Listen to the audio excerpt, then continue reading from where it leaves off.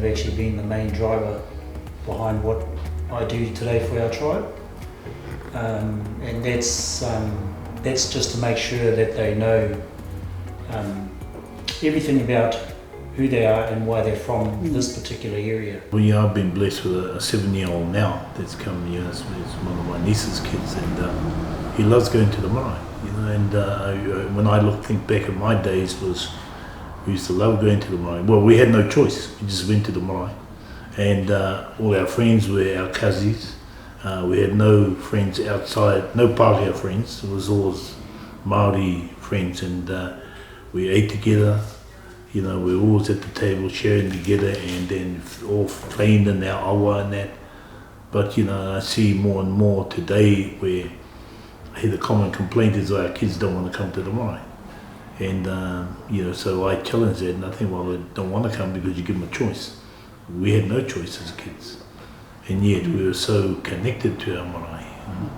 And I'm seeing it again with my moko. He loves going to the marae. Any tangi, he says, "Are we going to the tangi today, kōrero?" I said, "Yeah, okay, boy." He's all choice on see my cousins. We go back to our marae being the heartbeat of it. And yeah, we're currently doing a program on using our marae as the heartbeat of the well-being of our people. And I think that's an integral part of where, what I see the future for our mokopuna, and it's pouring energy into our marae to make it a more inviting place, and to encourage our parents, our young parents, and that bring your kids to the marae.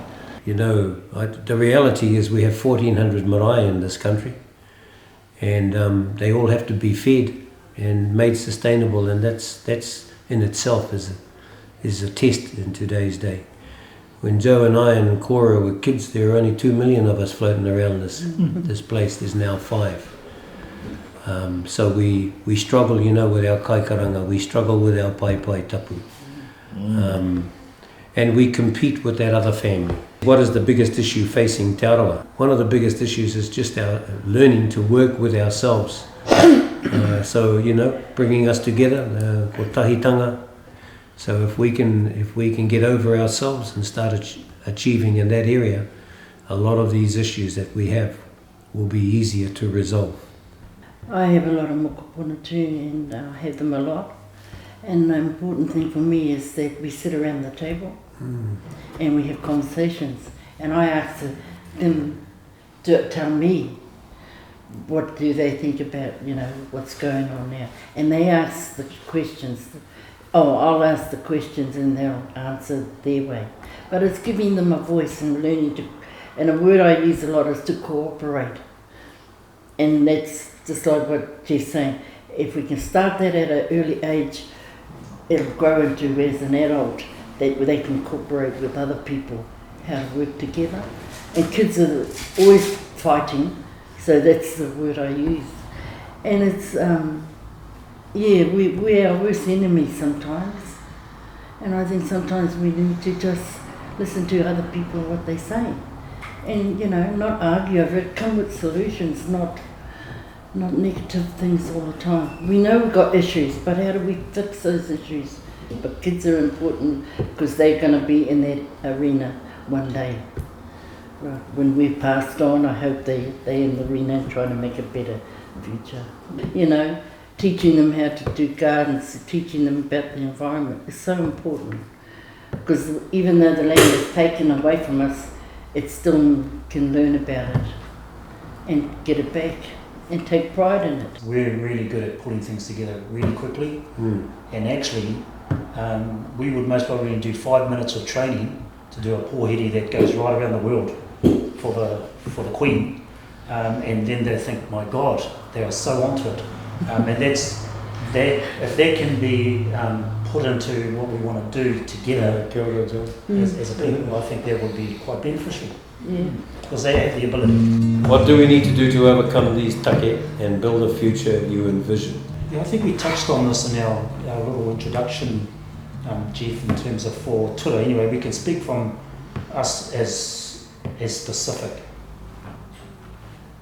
So Tura Ngāti Te Ngākau has made a decision to move forward at the best possible rate to achieve a positive outcome.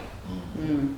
And whatever that is, whether it's land acquisition, whether it's developing the reo, trying to do housing for our people, all those wants and those needs have to be put into a structure, because we can't do them all at once. We've got to do a foundation, and from that foundation we can address those issues. And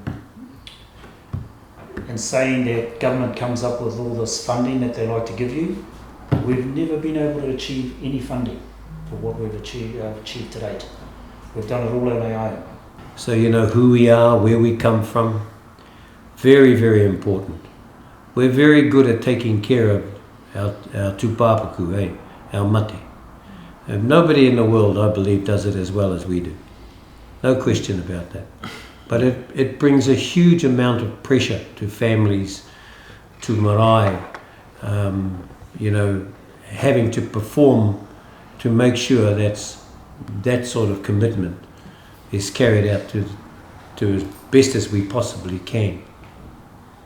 The problem I have sometimes, and it's, when I say it with respect, is that I often think that we put so much time into those who have passed. We tend to forget those who are living. And I question sometimes, do we give the same amount of time and effort to those that are living to perhaps ensure that we don't have to spend so much time on those that pass, because we've kept them healthy and they live longer.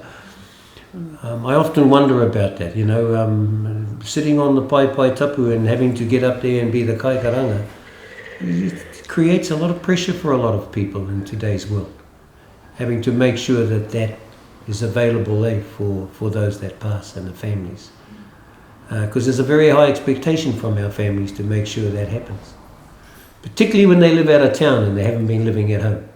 And they come back thinking it's there already, and like, you know, it's like walking into a supermarket and you can just get it off the shelf. I found when I moved away a lot and travelled around New Zealand, they asked you where you're from.